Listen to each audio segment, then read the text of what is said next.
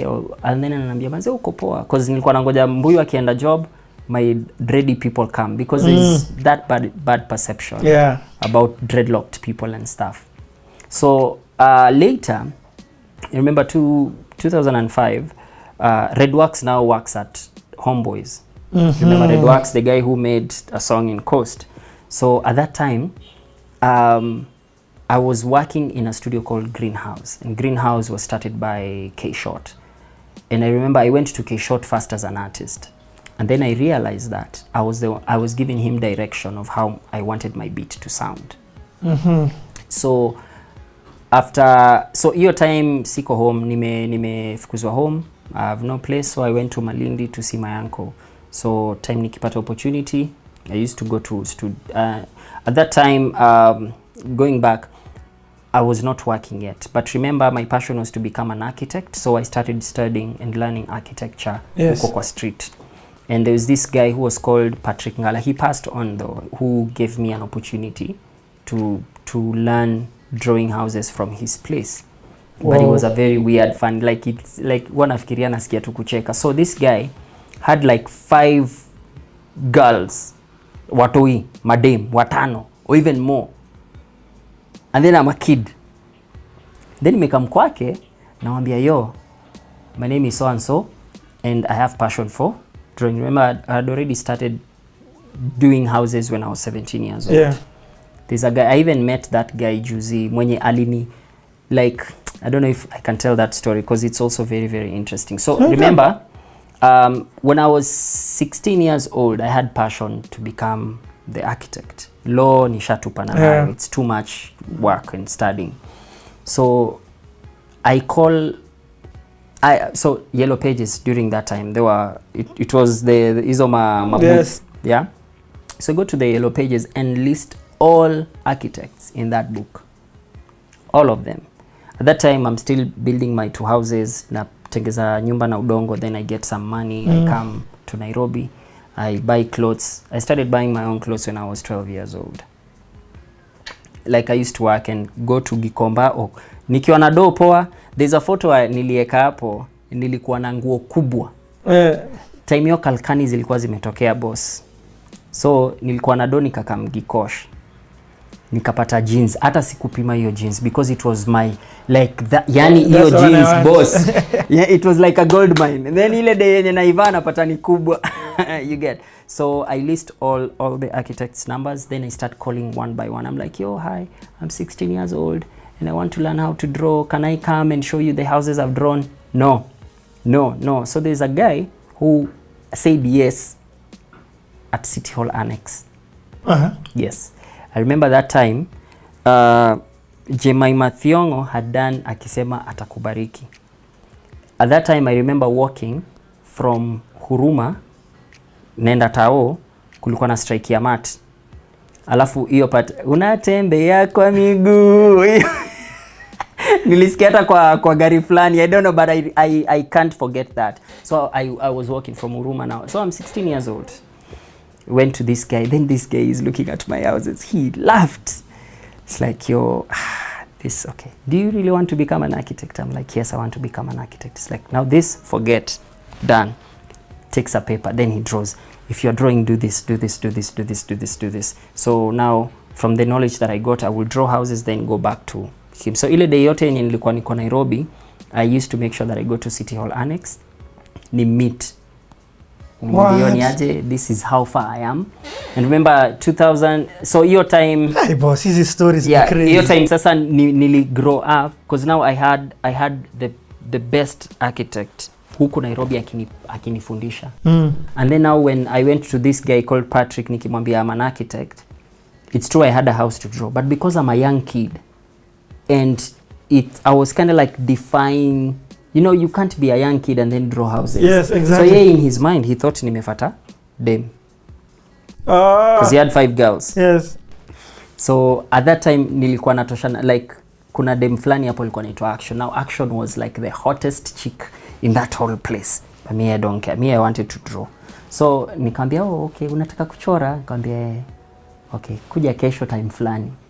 So I go with my papers na nini. So nikiingia kwa hiyo ofisi yake hivi, he sits there at the door, napanga.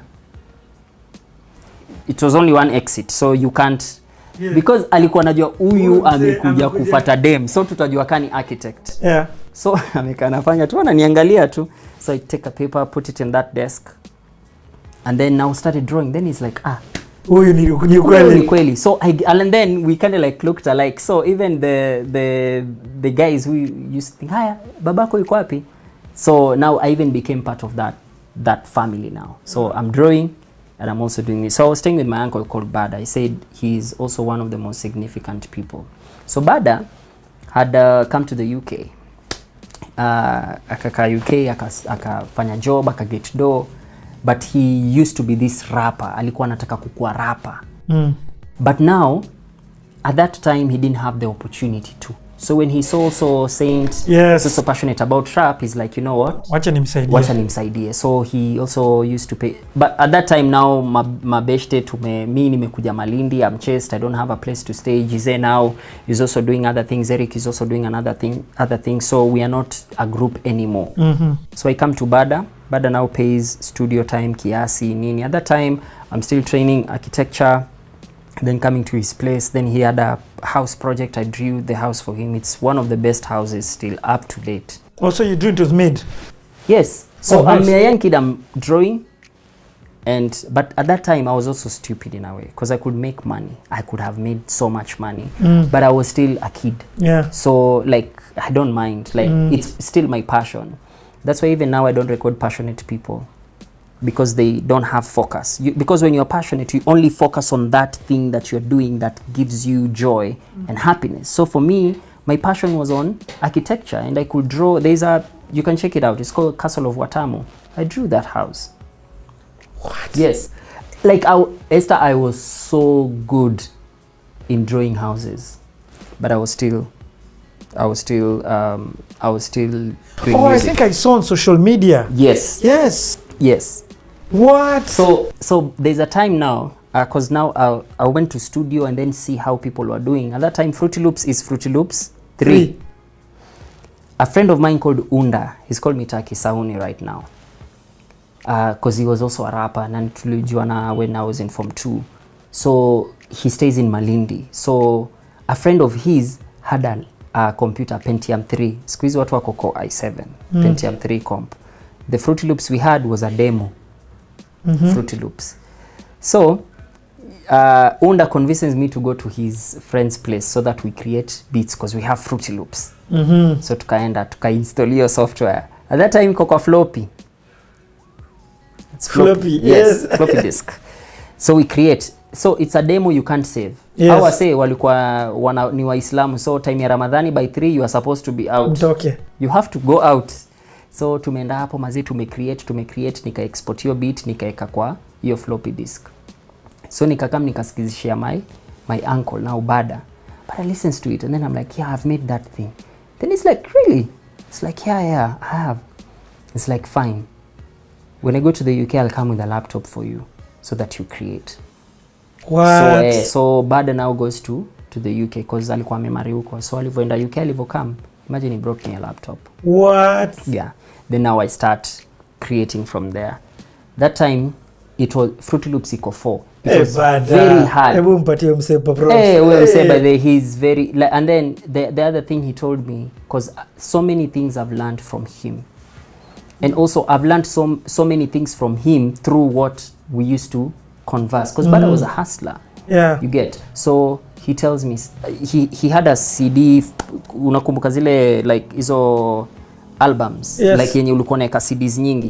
He had songs from the best songs from 1923, 1924, 1925. Like he had so much. Jazz is there, like so many genres of music. He had hip hop, pop, whatever you get. So he tells me 70% of your life, listen to music. Listen, na yeye alikuwa na original CDs like zile, it was a big deal. So listen to music, 30% create. 70% listen, 30% create. So I used to listen to a lot of songs. Like kina Alicia Keys at that time ndo ametoa song ina minor. I don't know songs in a mind, like her first project, like nakumbuka nikisikiza hiyo album Don't na headphones. Falling. Yes. Kisikiza na headphones, yani it was one of the most amazing experiences. Even right now, sometimes you may hear people are like, yo, Saint, by the way, you are very, like, you can create any type of music. It's not that I can create any type of music. It's because I had a very good foundation when I was, you know, when I was starting. So Bada was like your musical coach.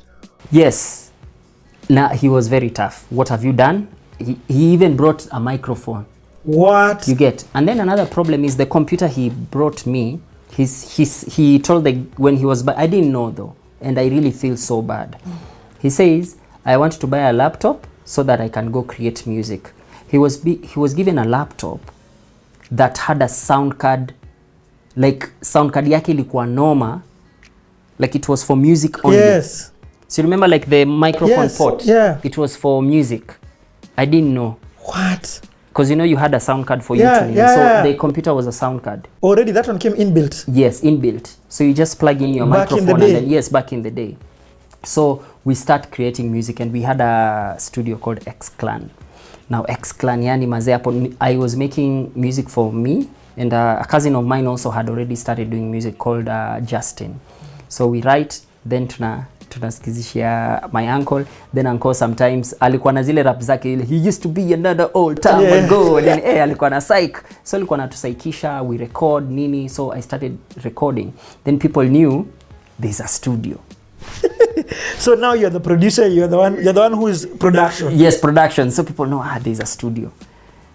Hey, sasa ndo hapo ndo watu wakaanza kunambia, by the bro manze tutegezee beats. I'm like, oh, so you can actually make beats for other people. Okay, fine.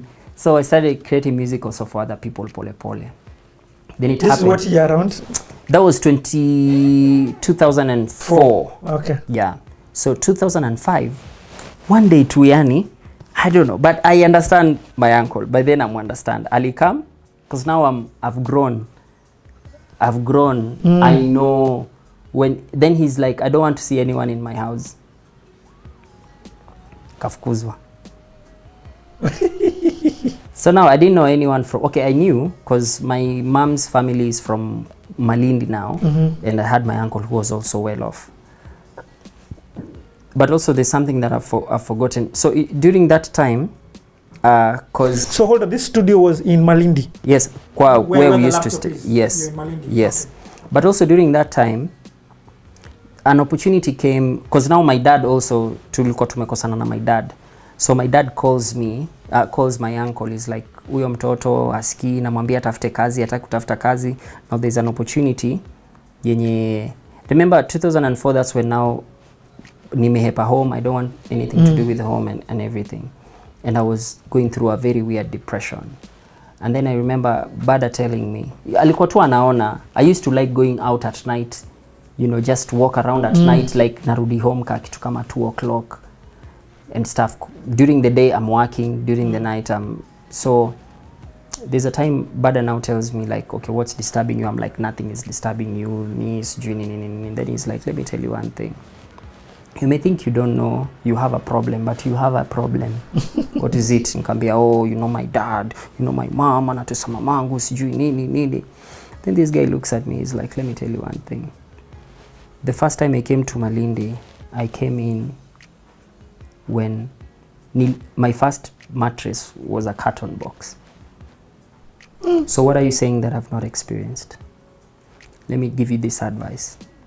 If you wanna, right now, you are thinking about something you don't have a solution for. Yes, your mom is having issues with the husband. Fine. What can you do? You have no money. Do you have money? Can you take your mom and put him to a place? No, you can't. So forget everything. Your mom is not your project.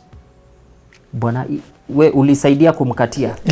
Like you helped your dad. No, it's not your project. Right now you can't do anything. So forget everything about home. Like right now, forget everyone. Even your mom.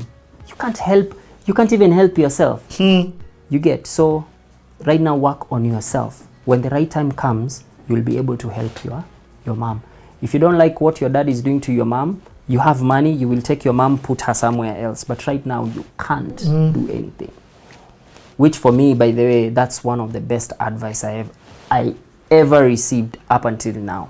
So now so my dad calls my uncle now. He's like, oh, mtoto sijui nini, kulikuwa kuna ka opportunity kametokea Hemingways. At that time, you know, my dad was a chef.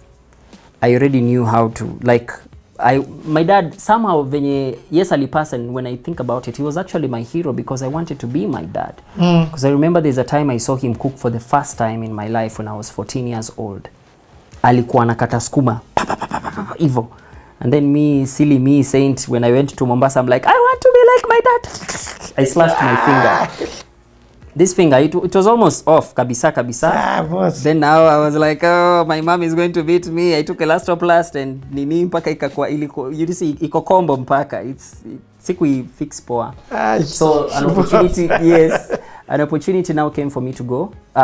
Hemingways were looking for people to cook. The only thing I knew was how to cut. But I'm like, I'm not a chef, but I was good in cooking and things like that. And my uncle used to really like when I cooked. And then he's like, hey, by the way, unaweza mind kwenda kwa hotel? I'm like, no, I don't want. I want to do music. So when my dad told him about the opportunity, my uncle sat me down. And that's why this story is very significant. He's like, okay, when music is not paying you 10,000 a week, music will become the second thing that you will be doing. Fine, you have a studio and it's fine and you're doing a good job, but is it paying you 10,000 a week? No. Then this opportunity ya kwenda work, you will go and work in the kitchen and music will always become secondary. That's why now I went to Hemingways. What? And I went there. I'm not a chef yet. So my first interview, I was given, I think, like 100 tomatoes and 100 onions and potatoes to just peel. And what did I know? It's cutting. So what helped me was the fact that I would chop these things so fast. So fast. Yes. But I've never had any kitchen experience. Yes. So when they ask me, so ulijua wapi nini, niambia nilikuwa nafanya kazi Nairobi huko. Hoteli gani? I name any hotel there. It's like, and then, you know, I'm still a young kid, you get. But the other challenge, you know, when you are the youngest in the hotel industry is very, very hard. So you become like the punching bag, yes. You get. I remember, and then at that time, I think kuna dem fulani alikuwa ananitaka, and then people knew, and then now I started being thrown left, right, and center. You get, like, I remember there's a time I was even locked in a freezer. You know, in a kitchen, there are two freezers. There's the one for milk, which is cool. Then there's one for nyama. Sa hiyo ya nyama hiyo. And then the doors, you know, they are very, very huge. And then you open it by putting like a rod. Ndo ufungue. Inafunguka na nje peke yake. So these guys locked me in there. Like nilipitia. Nishaitwa kitu kwa oven na mkono. Just because I didn't have the hiyo towel. And someone could not give me that. And it was burning. Like, I went through some weird ordeal until I got fired. So when I got fired, I went to my uncle. Oh, they fired. It's like, okay, it's okay. Si bado wachora. Fine. So now I went back to my music again now. How long were you at that place? For 1 year. 1 year? Yes. Yeah, that's a long time. That's a long time. Is when now I knew these other things. And then also another thing that made these guys really hate me at that, because yes, there's this notion whereby wase maybe wanafikiria watu wa Mombasa hatujui vitu mob, you see. But because I was staying with my uncle who knew Hemingways, you know, it's only millionaires and billionaires who got there. And they don't listen to Lingala or they listen to jazz, they listen to all that. So hold on, the Hemingways you're talking about is here in Karen? No, in Watamu. Okay, yes, it's the same but thing. It's the same branch. Yes. Yes, the same branch. So when watu wakikula, you know, when the guys sing and everything, I used to be like, but that's Louis Armstrong. I love Nini, the song that you sang. It's really, really amazing. It's like, wow, you know jazz? I'm like, yeah, I know jazz. And then sasa because Menace to Society, Juice, and all this Black America movie, imenitengezea kizungu bana. So I would speak, and then these guys would really be like, unajua coast, there's only one way to make it.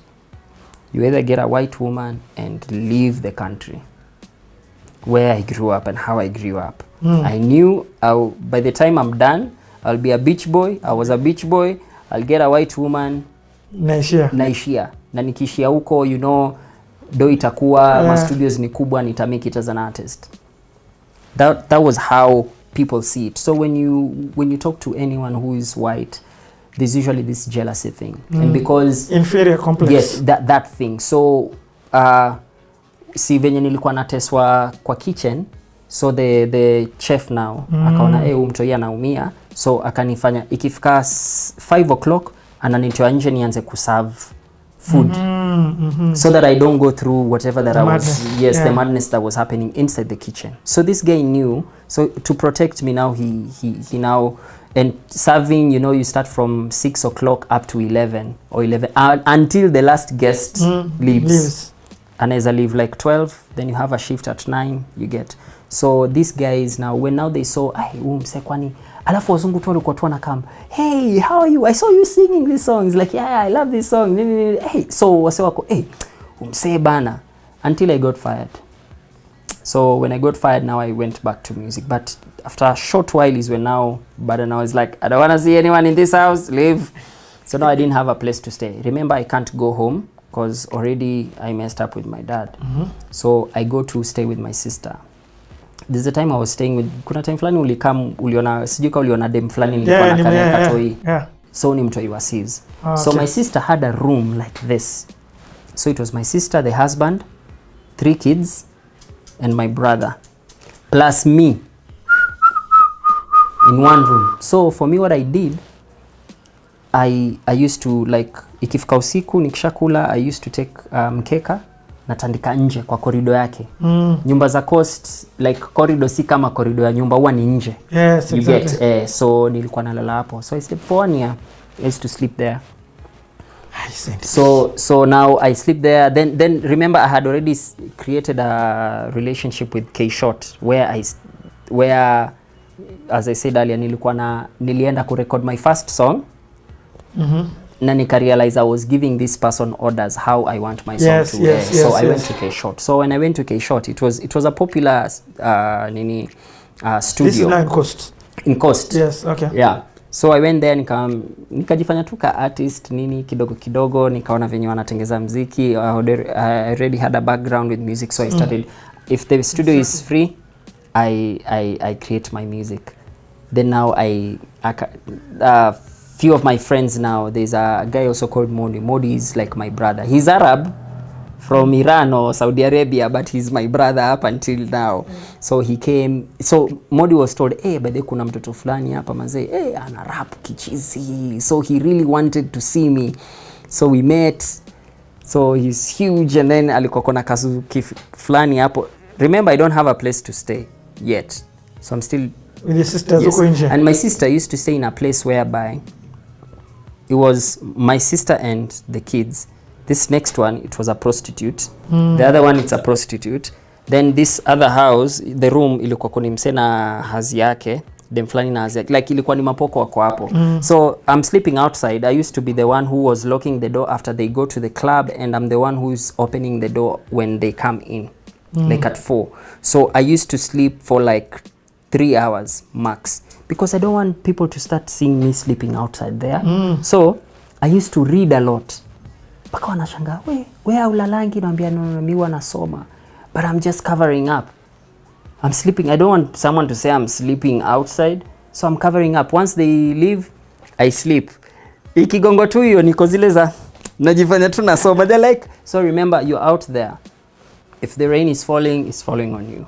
Okay. If it's cold, the cold is because it's outside. Yeah. You get. So then now Modi, we become friends. Now we become very, very good friends. We record together. Then we create another group called G Flavor. Now Greenhouse. So the people were there. So it was me, Modi, a guy called Maldastas. Another lady was a Somali. Alikuwa rapa mnoma sana anaitwa Jiso.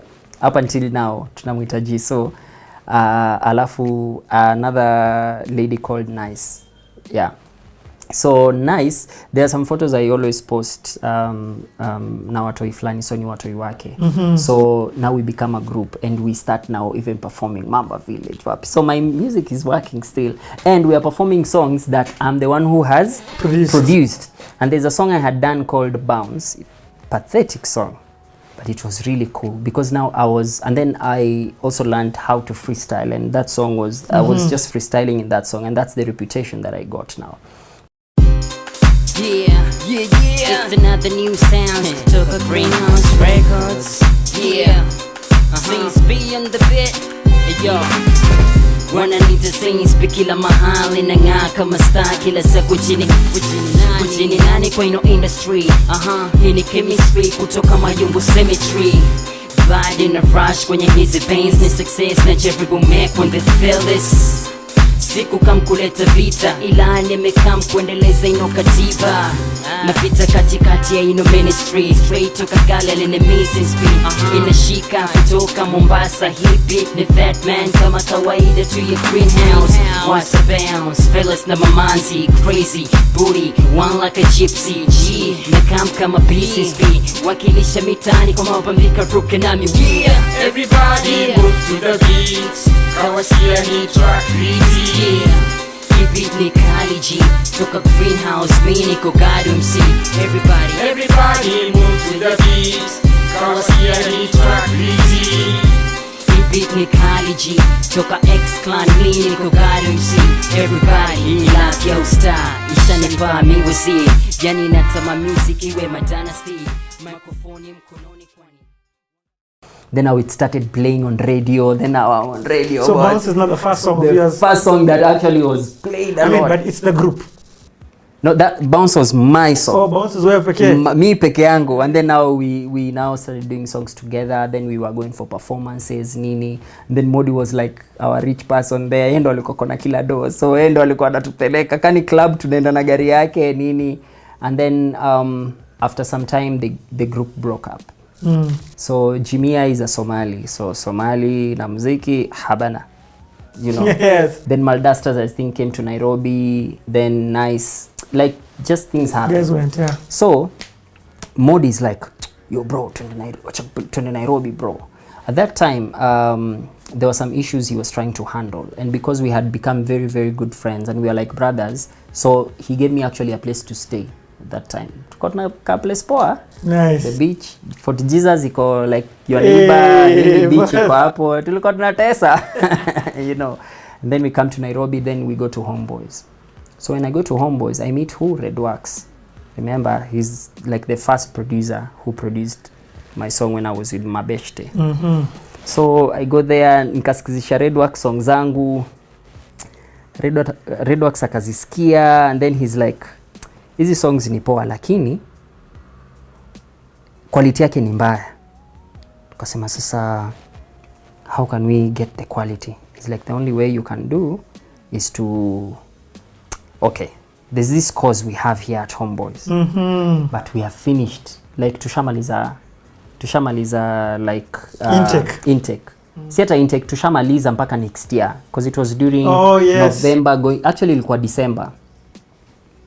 But nikamwambia no, amwezi tengeza tailor make because I can produce music, I can sing na nini. Mimi nataka tu hiyo opportunity because Redwax amesema if you're a student you can record for free. So I'm like, wow, you can record for free, okay sawa. So how much is it? 35k. Okay, I didn't have 35,000 already. Somebody is like, nah, haina noma, takulipia mimi half, akanilipia 10k. What? So cause ikakuwa tailor made hapo for 2 weeks so that by 15th nilikuwa nishamaliza. But the thing was to kaya ki Homeboys wakisikia hiyo wataona kimsee hiki. You know, the thing was to come to Homeboys and then like record my songs because I went there to get a deal, but nikaambiwa they are not taking sijui Nonini sijui what, because Nonini was recording there at that time. With Musyoka? Yes, with Musyoka, but because I am in there like sasa niko Homeboys, so I will get Homeboys quality. And then now I had talked to my friends now kina Jimia and Nice were still singing, so nikamwambia hiyo ni aje, we will come to to Nairobi, Homeboys man. Homeboys band. You know, Homeboys boss. Homeboys productions niko hapo boss. Hakuna kitu mnaweza do. Kwanza nita make. So kina nice come we do now. So they tailor make this course for me. But the issue was me nilikuwa nataka ni record. The bigger thing is ulitaka tu record. So the first week I was taught the drum pad na nini. Logic is when now I saw Logic for the first time. But remember I had already seen Logic when I was doing Kelele Records. So and that was the software that was making waves moves at that time. Yes. Yeah. Then I brought my friends at that time. I'm still in Huruma kulikuwa na Bobby Mapesa. Ndio ilikuwa yuko nini. So even Bobby Mapesa was supposed to come sing on a project that I had done. We were in the same place. Bobby Mapesa tumejua na kitambo sana kutoka Huruma. And even he was from Costa, if I'm not wrong. Oh, he did a song with somebody from Costa. Yeah, but yani tunajuana like these are my boys na nini, so nikamwambia but then niko Homeboys, you know, Homeboys. At that time I remember one thing. Ted Josiah, there was a show he was doing called Is VP na kina Dij na nini, and then there's a time Dij na Mongolo walikam Mombasa and they wanted to meet Mombasa artists. But at that time, you know, I was a very reserved person. I never used to like talking, you know. If you don't discover me, I was okay.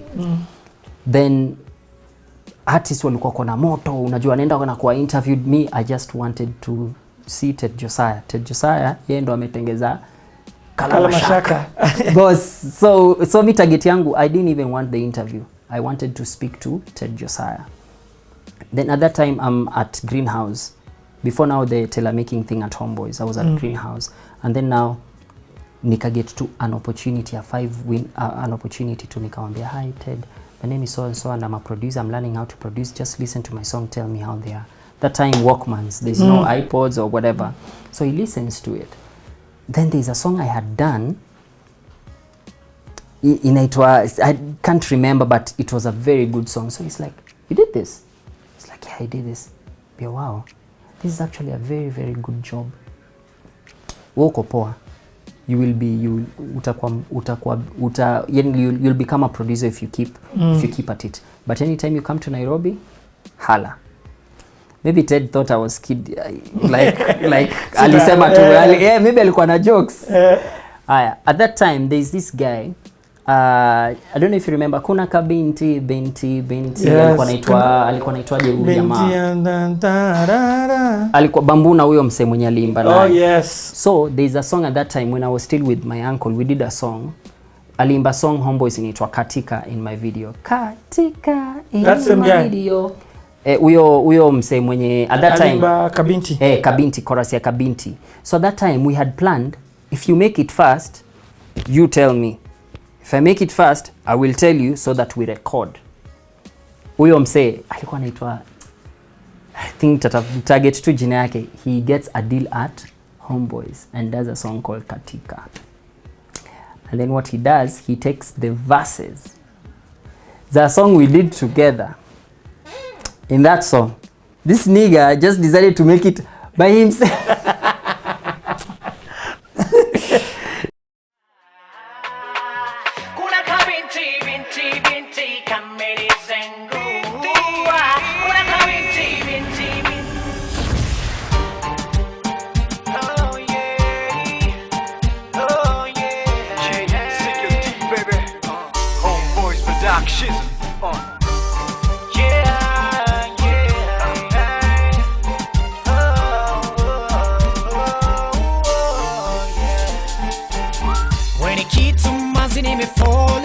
Wanishika basi binti ukidansi, kwa kweli na kuhitaji, morali nipe basi, kuja nami nikupe vikali, tafadhali basi wacha maswali, umenishika na hiyo style, that's why I want you to be my video, I wanna see you well like a gypsy, tetemesha manzi uko fiti, kula mziki na mimi, I want to see you katika in my video. All night long, wind up your body like never before. I want to see you katika in my video. Kika all night long, wind up your body like never before.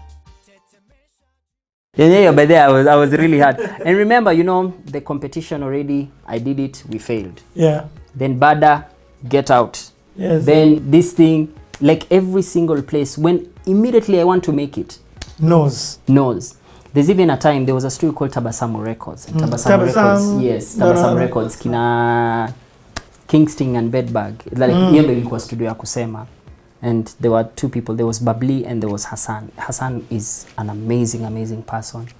I remember there's a time, remember I'm a rapper and I'm a very good one. Even freestyling, I was very good one. And I was a very good freestyler. So Hassan says kuna beat fulani hapa imeshinda watu. At that time, huyu msewa street hustler, he's not dreadlocked yet. Alikuwa bado clean boy. He used to do dancehall actually. Cannibal used to do dancehall and he used to have two earrings twingine hapo kama twa Diamond. Alikuwa wanatesa watu wa Tabasamu. He was recording at Tabasamu. And then this guy is like, kuna beat fulani hapa hakuna mtu mwenye ashawaimbia. It's a hard beat. So Hassan opens it. Unajua Fruity Loops ilikuwa ukifungua inapiga ilikuwa inapiga hiyo makelele. Then I listen to the beat.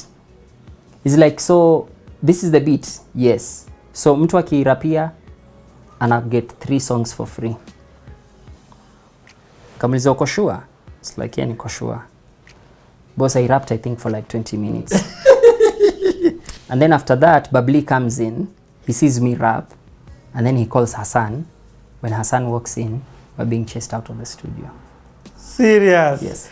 I missed that opportunity. There's also another experience I had. Majize, you remember Majize? Remember, they are the ones who messed us up after we were selected for Safaricom thing. Yes. They created a studio. And there's a time, tulienda tukarecord nyimbo, and then there was this guy. He is not the main one. The main guy was really nice. But this other one mwenye alikuwa amewachiwa hiyo studio, tulikuwa tumeenda kucheki song yetu, tumerecord. We had walked for 19 kilometers, boss. Kulikuwa na strike ya matatu. Tulivyofika hapo wakatuweka kwa gate for 2 hours. Hiyo studio yao ilikuwa kwa beach, ndo hiyo studio. Wasi walikuwa wanatesa, boss.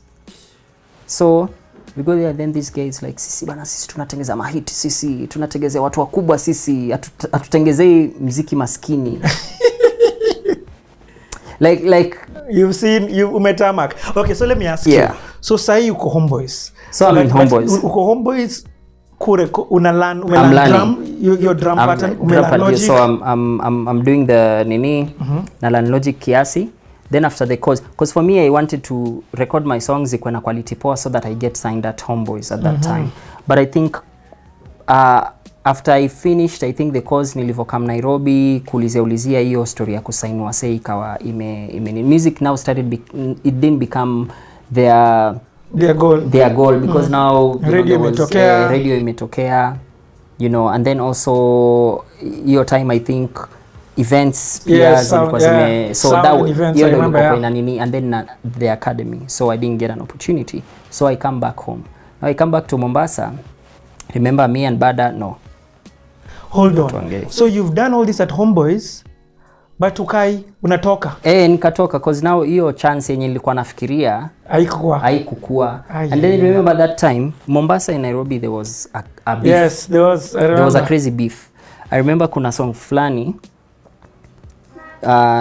So after kutoka Homeboys nimeenda Malindi, then there was this guy called Ray. At that time me and Bada we are not talking. So where do you go and stay now? Back to your sister? I can't go to my sister now because now I went back to Malindi. When I went to Malindi, there was a guy called Ray. So Ray used to smoke morning till evening. Like akiamka ni bangi. Kila kitu bangi. Alafu mimi sasa niko hapo ndani boss. Boss tulikuwa tuna blaze mbaya. Hiyo time hata Jesus hajaingiliana poa. So niko hapo, you know, smoking, creating music. We used to sleep there. Remember I don't have a place to stay. You get. Then Unda walikuwa wako ni marich lakini ni msetu yani ghetto yani, you know, madhake citizen UK, sistake citizen UK, sistake mwingine city, like almost 4 people ni UK citizen, so we had access with money. And then kulikuwa kuna hao ya sistake Sistaki alikuwa akienda majuu hiyo how tu inabaki. So akatuambia bro twende kwa sister mwanangu. Tulikuwa tunatesa. Beach iko hapo tunaishi hapa. Like all this time you know I've been I've been shielded, like my life has been like ni kama sina place ya kukaa nini msetu opportunity natoka tu, yani nikaa tu ananiziba tu. So we stay with Unda. That's when now we even, so at that time I'm still friends with Nice. Remember the lady group ilikuwa tunajiita G Flavor. So Nice was the, we were in the same group. Yes, with that guy even Modi, yes, Modi, yes. Maldasta. But Nice was the Somali. Is it not the Somali? No. Somali was Jiso. Okay. It's Jimia. So Nice nikamwambia by the way kuko na studio huku nini unaweza come. So Nice could come, you know, we record, then she goes to Mombasa. And then kuna time fulani Nice kuna dem fulani. So una produce. You ndio kazi. Yeah, I'm producing and I'm also recording. Yeah, and you also a musician. So una record. Yes. So kuna dem fulani alikufa na accident time fulani. Alikuwa dem wa Khalif. Mwenye limba ukimwona ukimwona huyo dem. I don't want to really, throw really a name nice. just so that I get the wrong person. Yeah. And I have just thrown a song. What if it's not her? But huyo dem ndo nilimit huyo dem Nice alionana na huyo dem and then wakakam Malindi. So walivokam Malindi for a performance, remember we have a palace. We are staying in a palace. There's a swimming pool and whatever, like yo girls man, like yo twende home, you get. Ilikuwa poa.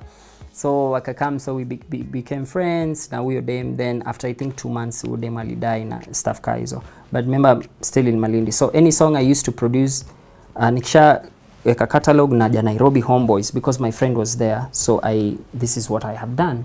So Redwax listens to the song and then it's like okay, enda ukachange hivi, enda ukachange hivi na enda ukachange hivi. Then I go back to So Redwax became like your producer mentor. At that time, remember, I've tried to tafuta Musioka from 2005. Musioka is very busy that time. I'm like, shucks, Musioka, man. Come to that story later. So now, back and forth. So, were you making money for music? No, I wasn't. So how you getting the money to come back and forth? Yani maze, you just hustle. I get a deal, a house deal. Mimi nishaichora hata nyumba na 2K. Hata 3,000. Because so you're still doing this at the hustle to make money. Yes. Whoa, okay. Because bado nachora. But it's like kwa kichwa me decide naingia music. Mimi nimedecide because there's no other thing. You can't be an architect because one, who are you? You have no papers. Remember, I already missed that process. You're not certified. Yes, I'm not certified. Though I used to build houses and they would be approved, but also that missing the process because I've grown up from class 1. Lazima uende college upate job. Lazima uende college ndo upate job. So I didn't even value what I was doing. Even though I was doing extraordinary things, but I didn't value it as much. Get.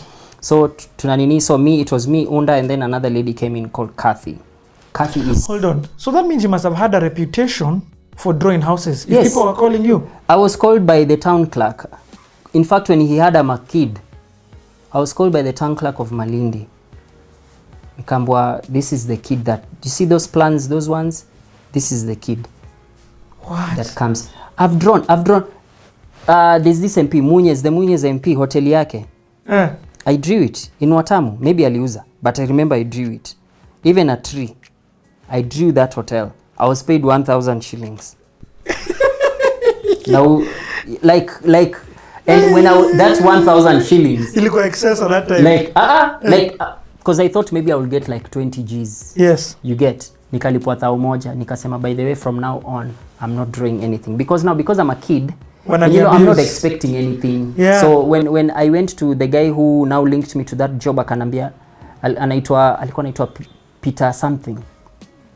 Alafu alikuwa Air Force, I don't know what. Alikuwa very arrogant. Umekuja kufanya nini?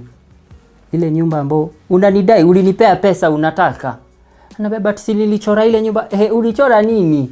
Kwani hiyo opportunity? What? I can't forget that guy and I said I'm not drawing anymore.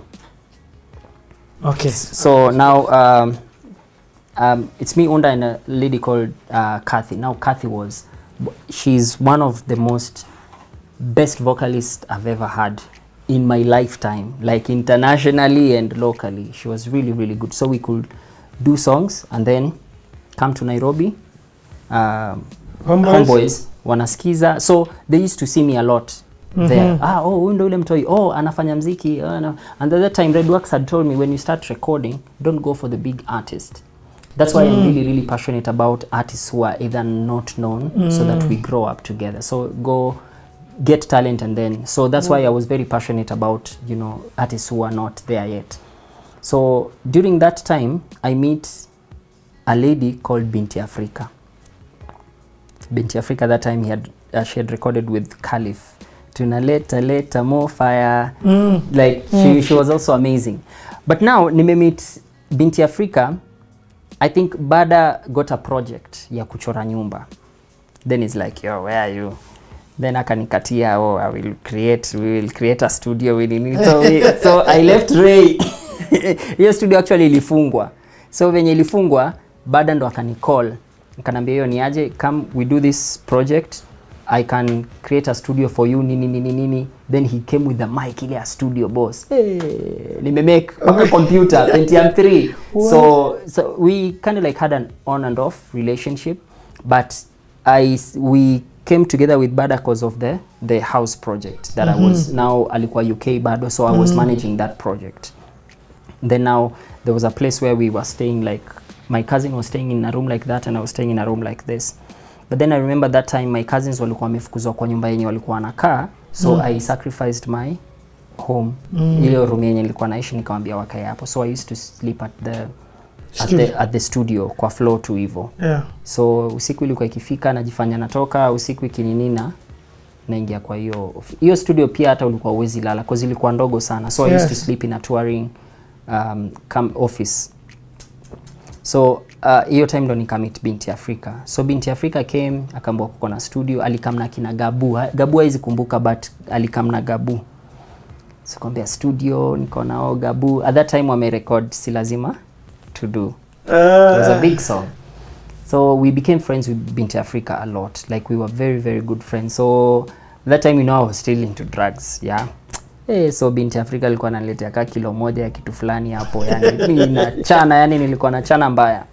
Then now Saint Fia, I know a different Saint Fia. Yeah. So now Binti Africa meets with a guy called Berry Black. That time Berry Black was they were Blackberry. Tuberry, they were called Tuberry. It was artists from Zanzibar.